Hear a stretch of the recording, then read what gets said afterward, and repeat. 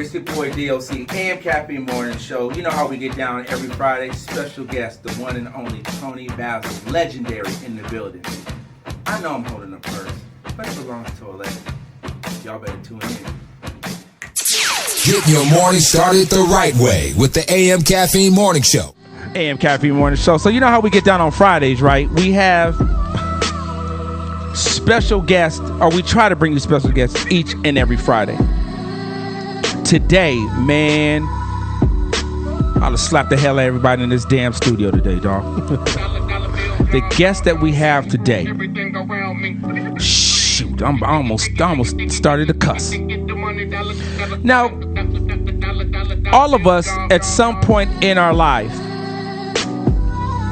you come across somebody, you meet someone that becomes extremely influential in your life. You know, outside of, you know, your family members, outside of maybe your significant other, you come across a person that can literally change the course of your life. It could be a teacher. Like I had a 12th grade teacher that really believed in me creatively. And outside of that teacher, I think everybody else probably thought I was going to fail. But I met this person, and from the time, and this is no joke, I'm not just saying this because this person is in the studio. You guys know that I usually kind of will bullshit, excuse me. But we have this special guest in there, so I cussed. So what? A lot of times I'll tell a guest, you know, you kind of make them feel at home, but you're really lying, but you kind of make them feel at home. Right. You've done that numerous times. Every week. I lie to all the guests. But today, this guest literally changed the course of my life. From the time that I met this person, it became a domino effect on me meeting other people, me learning stuff from other people and taking my career to another level. But it all started from meeting this legendary dancer, choreographer, director, producer, Toni Basil. Like, are you Jamaican? Because you have all these damn jobs. I'm sure you know how to cook. You could probably clean the hell out of a house. Like, you have a lot of titles. No cleaning. No cleaning. You don't do that. That's beneath you. No, I don't have that. You don't have that talent? No, it's a talent. Toni Basil is in the mother effing building today, dog. Do you understand the royalty that we have today, Ron C's? I don't think you guys really do. Smoothie, I don't think you really understand who's sitting next to you. I understand what it is. You understand what Ron C? You don't really seem too happy, dude. Come on, man. Okay. Come on, man. Don't embarrass me in front of the guests today, dude. Don't. Didn't we ever talk about this in our last board meeting? Yeah, we did. Toni Basil. Words cannot describe what she has done for me as a friend, and literally almost every person that I have met after Toni Basil who has helped me in my life. It really started with you, dog. Did I just call her dog? You called her dog. But really, I don't know. She from the streets, though. We're going to get into that. Toni got a lot of black friends, so she knows what dog is. She knows what that is. Toni, how are you doing? I'm doing good. Doing good. Yeah, I'm still dancing. You still dancing? Still there. I go in that little garage/studio of mine. Every day I drag myself in. Because I think it'll at least, keep the dementia at bay. Can you get dementia at 22 years old? Because that's how old you look. Like, can you get dementia at 22? Oh, today I went through a blank time period. Did I feed the cats or didn't I feed the cats? Right. Ron C, Smooth D. We are going to talk about the journey of Toni Basil, and there's a lot of things that folks don't really understand that she's really the orchestrator of, like street dance. Like, folks don't really know. You might know her from Mickey. Yeah, okay, yeah, great, that's cool. Not trying to discount that, because that's so like all kinds of millions. Where's the beef? Tell them they owe us some checks for making. Don't they owe you some checks? Yeah, we're gonna talk about them checks there for a while. So we're gonna talk about just what she has done for the art form of dance, and to be able to have worked with. And I'm not really trying to date her, but damn, she'd have worked with Elvis and the Stones. Like, who the hell does that? That's still alive. Like, who does that?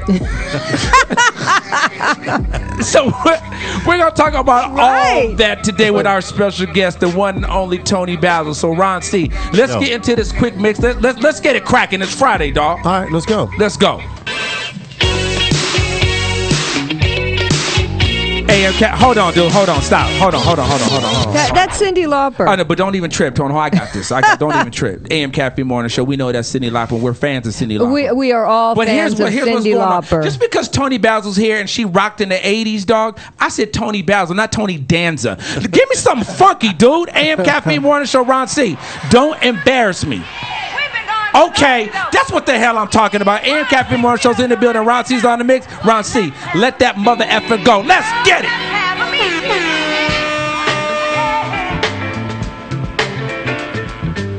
AM Caffeine Morning Show. That was Ron C. In your meal. Quickie mix brought to you by ConfectionsCupcakes.com. ConfectionsCupcakes.com. Make the flyest cupcakes in the land. Smooth D, what's that web address there, boy? It's CONFEXION Cupcakes. That's CONFEXION Cupcakes.com. One of our official sponsors. They sponsor all our quickie mixes. It's Friday today.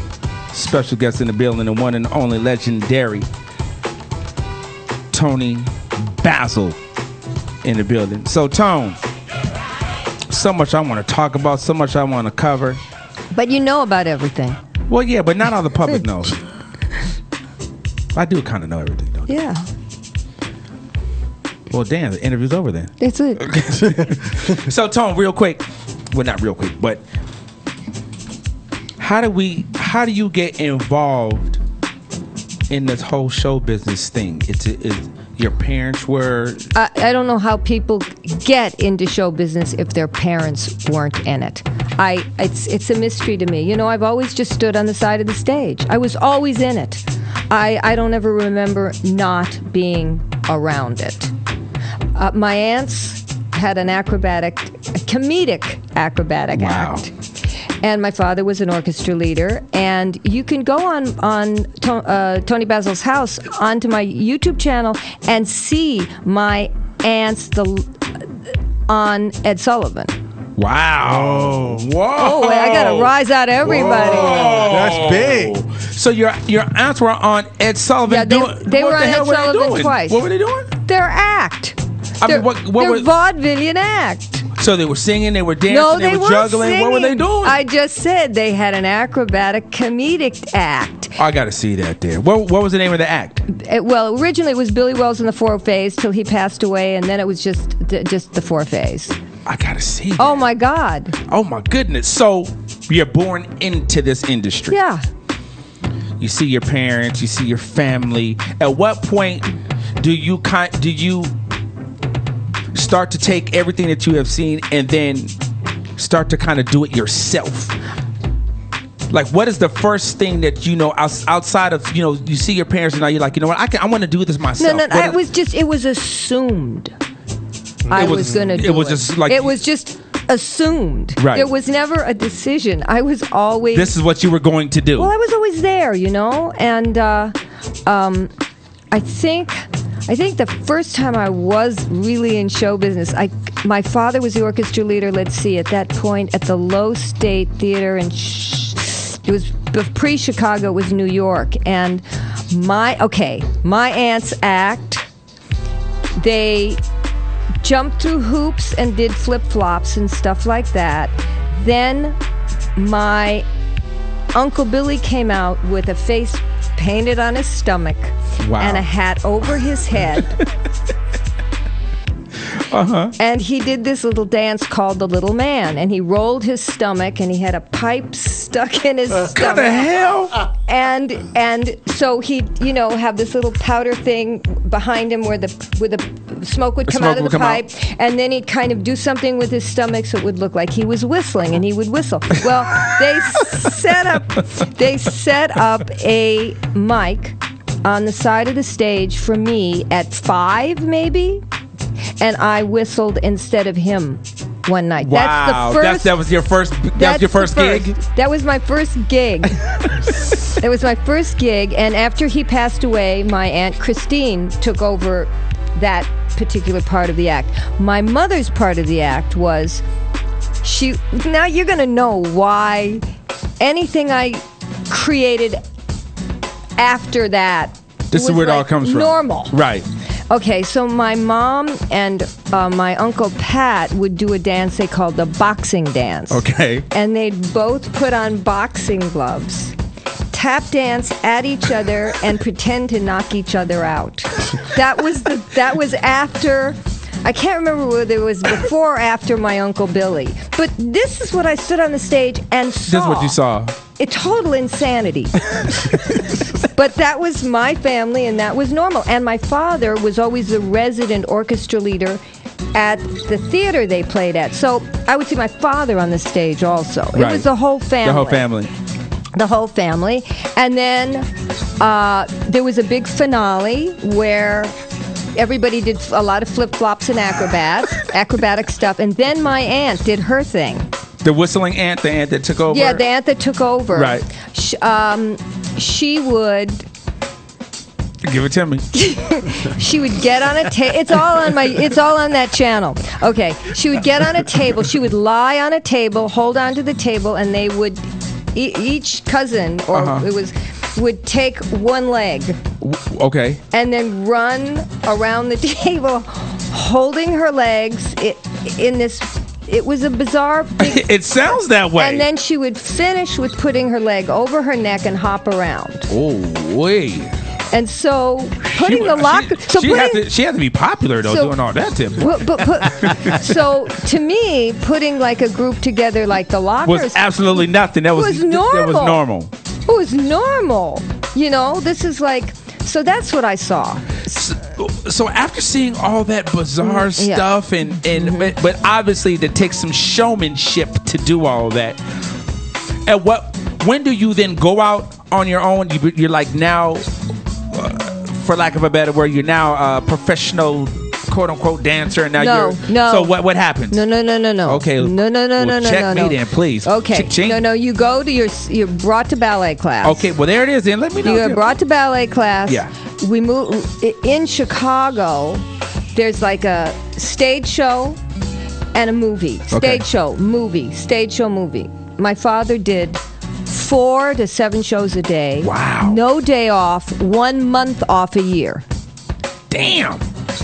1 month. But I saw all these musical movies also. I would stand on the side of the stage, see Nat King Cole. On the side of the stage, see Sammy Davis Jr. On the side of the stage. Then a movie would come down. Sinatra also, Judy Garland, all that era. So you were seeing all these from acts the side live. of the stage. Wow. From the side of the stage. Privilege. What an education. Privileged child. A privilege. Yes. And so then I would put together, I went to private school. Of course you did. Why would you go to public school? I just saw Judy Garland and Sammy Davis. But there was no cheerleaders at this private school, so we had to get the cheerleaders together. So hence it's the first act I ever put together was these cheerleaders in private school. Now, we cheered for no one because we didn't have teams. So you guys just cheered for the hell of it. I would drag the cheerleaders over to another private school. Is this in Chicago? Yeah. Okay. Who the teams had no cheerleaders, and we'd cheer for anybody. Just to perform. Just to perform. Cheer for hire. Right. Cheer for hire. Cheer for hire. So I was always putting things shows, together. Right. putting things together. Yeah.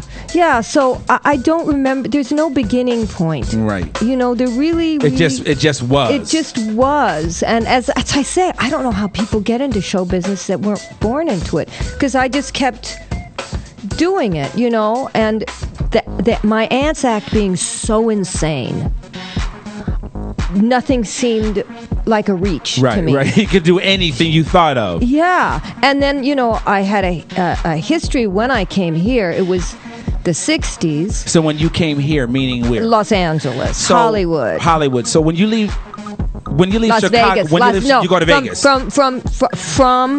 From Chicago, we were moved by the boys to Las Vegas. What boys? Hold on, explain. The mob. Whoa. You say from Chicago to Vegas, the boys put 2 and 2 together, carry the 7. Luigi Basilotta. Oh boy. That's the family name. Yeah. Whoa. So when stage shows closed down, and it was like a finished era, there was Las Vegas and the clubs. Right. And so we were moved to the Flamingo, of course. The house of Buzz. You lived at the Flamingo Hotel? No. My father was the orchestra leader at the Flamingo, and then he moved to the Sahara Hotel, where he played the orchestra till he died. Wow. Because as an orchestra leader, he was not traveling. He had stationary bands. Right. Low State, Chicago Theater, Flamingo, Sahara. So I wasn't a child moving around either. I had a pretty stationary, stable life, Right. It was extraordinary. It was truly, and I do know that, and as a child, I knew that. Because we used to be able to go past all the fans standing at the stage door. They would part, and my mother and I would walk through. And I always knew that was special. That was right. That was a privilege. That was special. And I knew standing on the side of the stage was special. So you get to Las Vegas. So I get to Las Vegas, head cheerleader at Las Vegas High. My father was, at the Sahara Hotel. And then I immediately got in the car and drove. I don't know how. I thought if I drove straight, you'd get to California. By yourself. Just one day, you're like, I'm going to Cali. I graduated, and I had the DeSoto with the big wings on the back of the car, and just drove. Thought I could drive in any lane of the freeway. Had no idea. Did you have left lane was a fast lane? A lot of trucks were honking at me at that drive-in. Did you have a conversation with your parents and said, they knew. They knew. Of course. So when you make the decision to come to California and you get in the DeSoto, did you know anybody in LA? Yeah. A girlfriend of mine told me where her keys were in an apartment, and I could stay there. And I was going to this little dental school, believe it or not. You were going to be... No, I wasn't going to be. It was something for me to do. Okay. For that year where I would have someplace to stay and figure it out. And I don't know, I think it was the first movie job I auditioned for was Bye Bye Birdie, and I got it. And from then on, I was in all those films, those 60s films, the beach films. Right.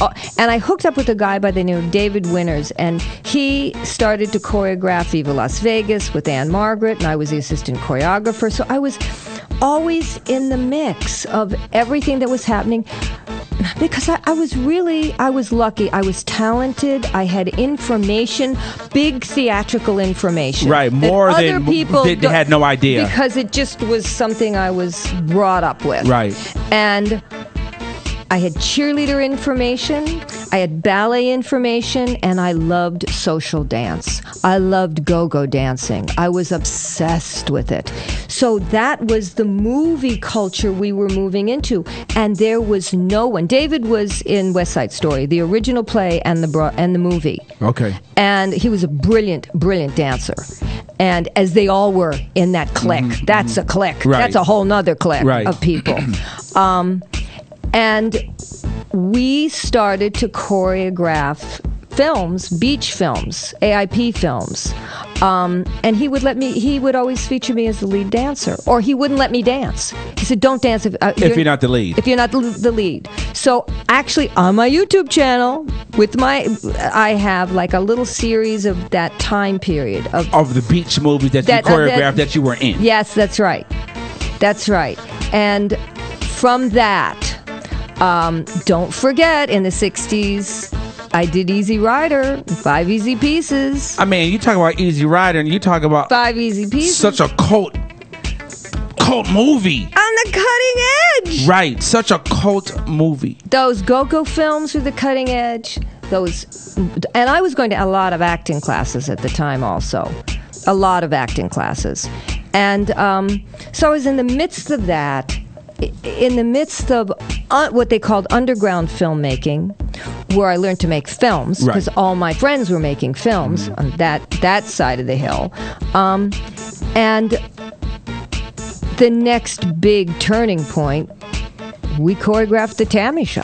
Right, so that's where I want to get into.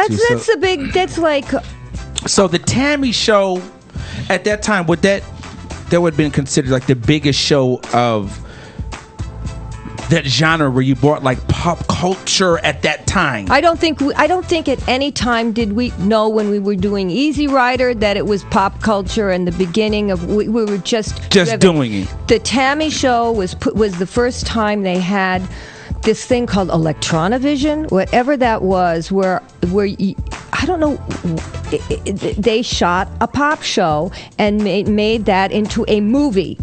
Okay. It was a movie. It was to be a movie. We were at the same time choreographing Shindig, which was the first go-go musical show that was on weekly. So with the T.A.M.I show being what it was, did it take any influence from Shindig? Well, at the same time, it was within months. It was all... Now, Jack Nietzsche, who worked with Phil Spector... Wow. Jack was the musical person on the T.A.M.I show. Okay. And I'm telling you, it was Jack that cast that show. From Jan and Dean to Marvin Gaye to the Rolling Stones to James Brown, Leslie Gore. Oh my God, we saw Diana Ross in the Supremes for the first time in our life. So all these artists are on this same room. On this one show. In the same room. So are you saying that show was supposed to be a movie? It is a movie. So it was shot as a movie, and on that movie, you were the assistant choreographer. That's right. And who was the actual choreographer? David Winters. David Winters. Yeah. So you're the assistant choreographer. So now your duty as being the assistant choreographer on a show like that was what? Like if each act had a dance, or you had your own dancers there? Yeah, they had their own dancers. We were at the same time choreographing Shindig and a Doris Day's film and doing the T.A.M.I show. We were the only two choreographers that were trained like a David Winters West Side Story, which was the top edge of jazz at that time, right. And brilliant dance, right. And new street, like the stuff that was happening, the go-go, right. The go-go. Right. I mean, I was winning contests on Sunset Boulevard, twist contests. That's what I would do at night. Let me find out how you did the twist there, boy. The twist and all that stuff. All the stuff that was happening. I thought I was doing all the stuff that was happening until I saw James Brown so you seen that day. So you see the black folks really get down, huh? Holy God! So now, seeing James Brown okay, wait. Let me talk about black people. Hold on. Let me rewind before James Brown. So where are you getting your? You think you're funky, kind of. Where are you getting that information from? Like, who was like, what clubs, what stuff are you doing? Are you around some black people at that point? No, there's clubs. There were clubs where all the music was being played. But because on TV, it wasn't until Shindig that you really saw any kind of black funk dancing, where you saw it, where these acts came on the show. Mm-hmm. So within a time period in 1964, that time period, everything changed. Everybody saw each other. Right. Everybody saw, otherwise, because there were circuits, the black circuit, the white circuit, right. And so, I mean, you can see in my little 60s series when I'm dancing go-go on the beach / Pre seeing all that. Pre-seeing James Brown. James Brown, right. You know, you see the jazz influence and the go-go influence. Then you see a film that I did called Village of the Giants that Jack Nietzsche was a musical orchestrator for, who actually who wrote me a little song for the film. And you can see I totally tried to dance like James Brown. Trying to like spin, do the splits, then a couple of jazz. You know, once you go black, boy, you know what that is, boy. You go black. It's hard to come back from that. It's hard to come back from that. How are you going to keep them down on the farm after they've seen Perry? AM Caffeine Morning Show with Toni Basil. So, Ron C., let's go into the mix real quick. Break this up. Play a little bit of music. Come right back because we got to talk about this James Brown. Being there to see James Brown face to face, that's got to be effing incredible. You got to go to to that Toni Basil's house because I do a little 6-minute of seeing James Brown and talking about when we come back, talking about the 3 different styles of dance, all these different avenues of dance that were kind of happening. AM Caffeine Morning Show. Ron C. Yo, give me some music, dog. Okay. AM Caffeine Morning Show. Toni Basil's in the house. It's nothing but information, dude. I love this. I love Fridays. AM Caffeine Morning Show. Ron C on 1s and 2s. Let it go.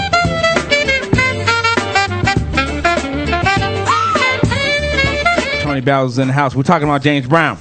And the T.A.M.I. show. And the T.A.M.I. show. So, Tone, the first time you see James Brown, what the hell is that like?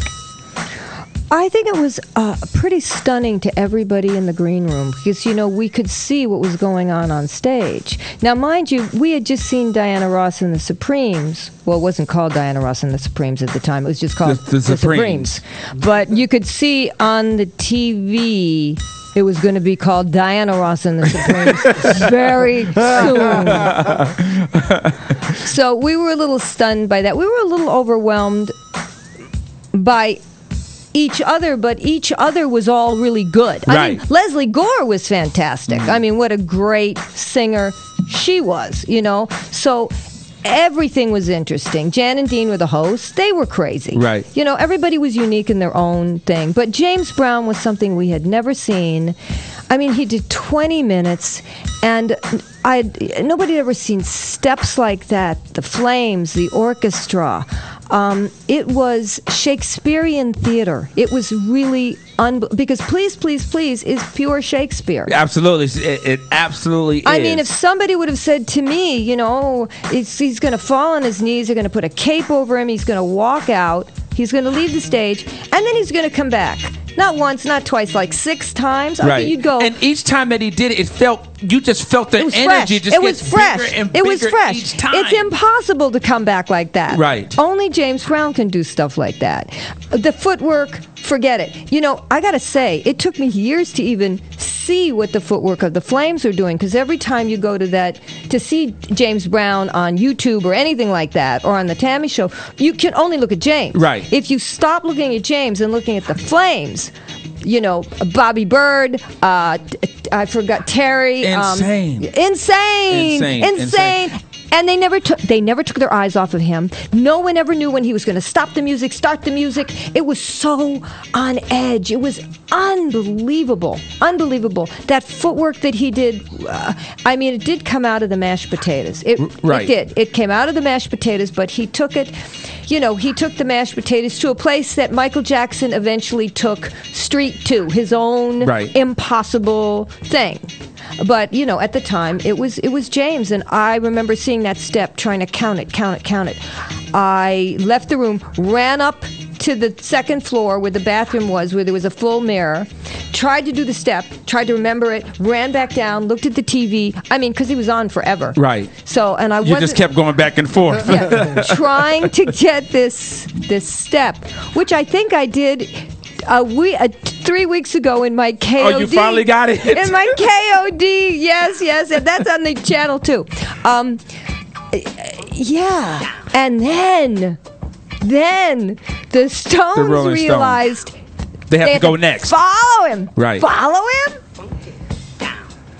So Andrew Oldham was smart enough, that was her manager at the time, to know there was going to be some kind of electronic failure on stage. Right, because I've heard so many different stories. No, he made a space. He made like a 20-minute space happen. Hey, we gotta calm this crowd down, because there's no way you can come right after that. Forget. Right, that you just saw James Brown. What we just saw, something we had never seen before in our lives. Right. Or maybe one of the greatest theatrical performances still to this Just day, absolutely. You know, and oh my God, these 4 strange-looking English guys. Right. You know, we're gonna. Well, so David Winters and I thought this is gonna be a bloodbath. Right. And we decided to go and sit on the side of the stage with our legs hanging off, because the stage was immensely wide. There were cameras. We knew, you know, so we thought, we're going to watch this one. Rolling Stone's about to get their ass toe up. Destroyed. And then, you know, I mean, you saw the Stones when James Brown was on towards the end, realizing, because we were all in this room together. Right. All in this room together. You saw, holy shit. They started to realize that, you know. So, I tell you something. Mick jumped up in the air with that tambourine and those paraplegic type legs. Those pants. Yeah, and the pants was mad tight. Yes. And Brian Jones, who was drop dead gorgeous. I mean, and bizarre looking. Green eyes, blonde hair, red sideburns, and dressed as a fop. Right. He decided to turn his back to the audience, something theatrically that I would have never seen at the Chicago Theater, the low stage. I mean, nobody, you don't turn your back to the theater. Audience. Right. And Mick hit the floor, and not one girl in the audience ever remembered that they saw James Brown. Wow. But you got to realize we were really seeing back to back the 2 most famous acts of the time.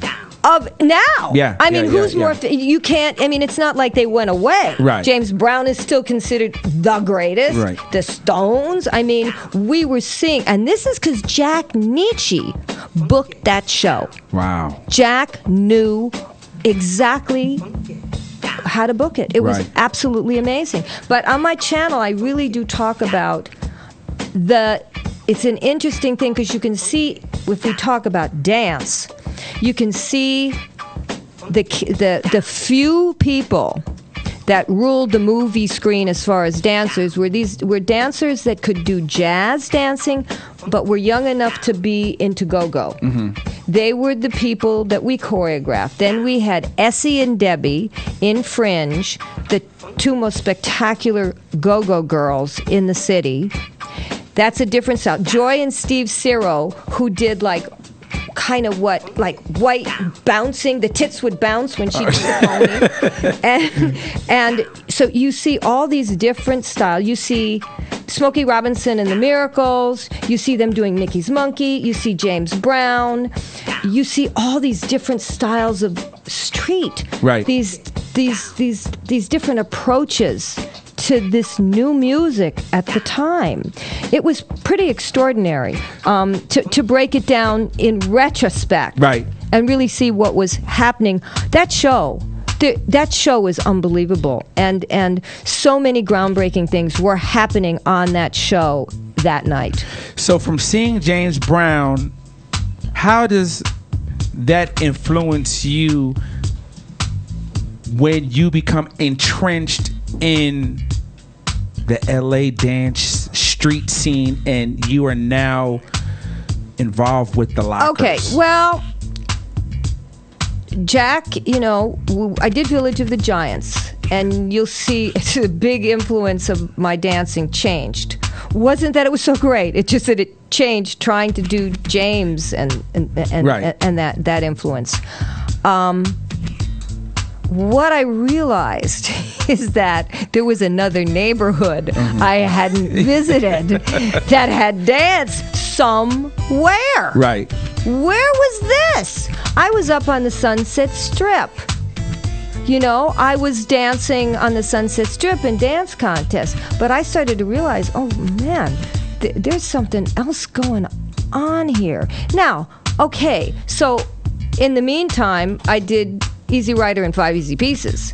And then we were in Europe promoting those films. Then I came back and there was really no dance on the Sunset Strip. And I called up a girlfriend of mine who was still on Shindig, Chivalry, all those shows were off the air. There was one other dance show that was on the air. And I called her up. I said, you got to find me the best dancer that's doing that TV show, because all the kids, would drift up to the. I said, because I got to catch up. I got to try to figure out what's next. What's going on? What's next? And she found me this guy, Lamont Peterson, who told me that there was this guy called Don Campbell who was doing this new dance called the Campbellock. This is pre-Soul Train. Right. And we went looking for him. He said, well, he doesn't hang out in the clubs I hang out with because he was gay. Don's straight, different clubs. Right. But we searched for a couple of months, I think. And then one night at Osco's. I remember Osco's. It's the first time I ever seen Rosie Perez with Osco's. Well, this is like 69, right. 70. Right. I was 2. You were 2. And the side door blew. The side door blew open, and 3 guys flew in with striped socks and knickers, or like dressed weirdly, as weird as I was dressed in a whole other way. Right. And he said, "That's Don Campbell," and he didn't have to tell me because you just kind of knew, kind of knew. Right. And then Don disappeared. He disappeared out of the club.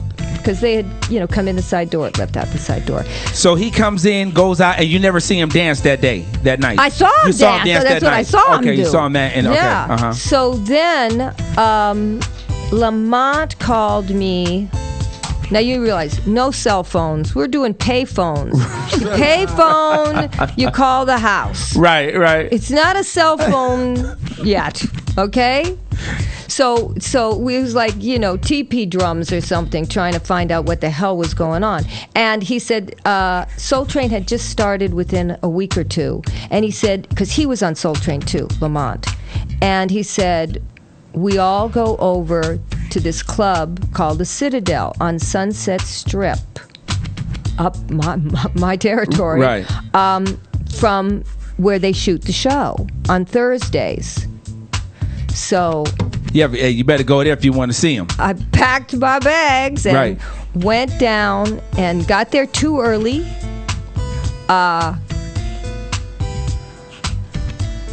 Some little short, heavyset guy asked me to dance.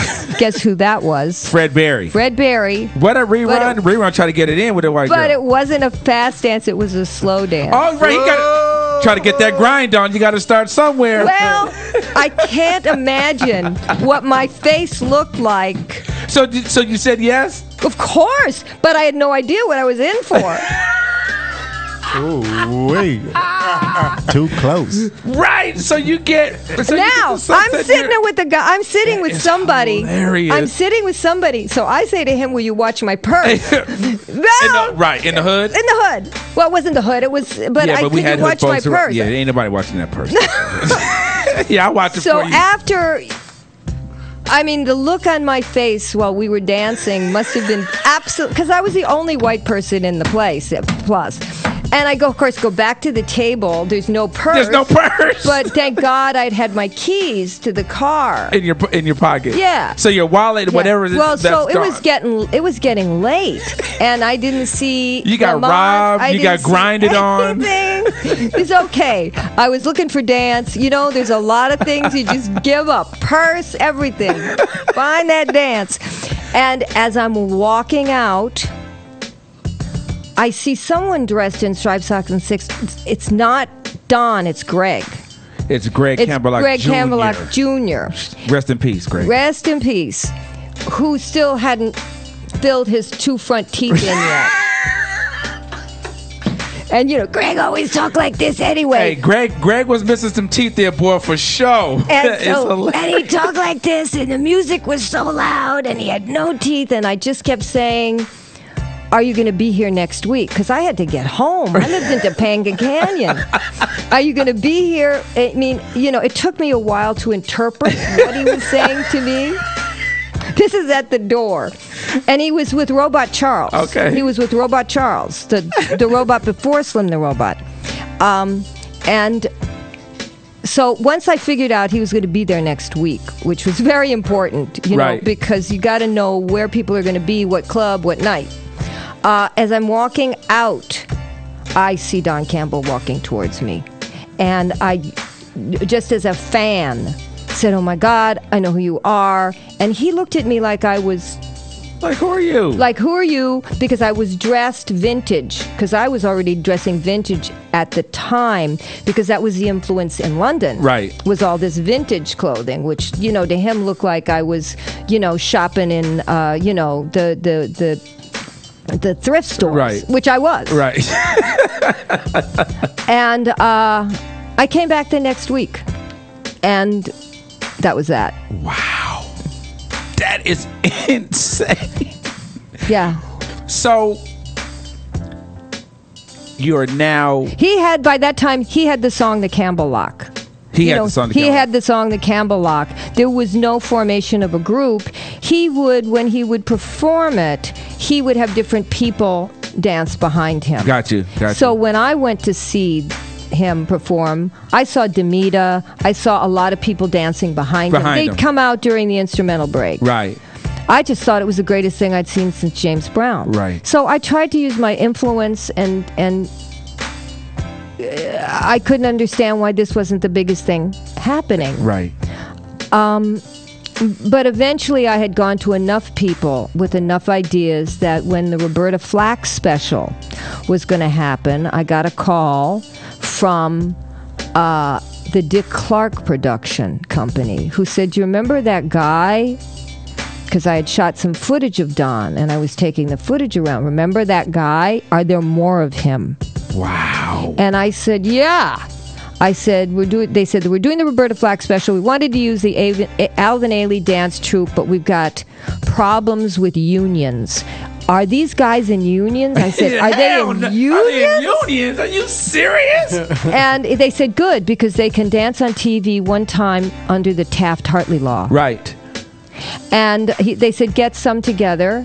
And because I had been choreographing, I was choreographing, you know, films by that time and TV shows, and I had worked for Dick. Right.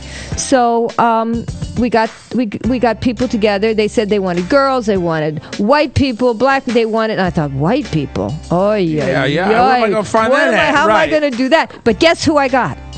Ooh. Denny Terrio. Oh, Denny Terrio. Because he was in that dance contest circuit that we were involved in, that were little clubs in Orange County and around here where you got $50. You came out, you danced, each one of us danced. Then they'd hold their hands over our heads, whoever got the most applause. Most applause got the money. And Denny was a part of that circuit. Denny Terrio, Jimmy Walker.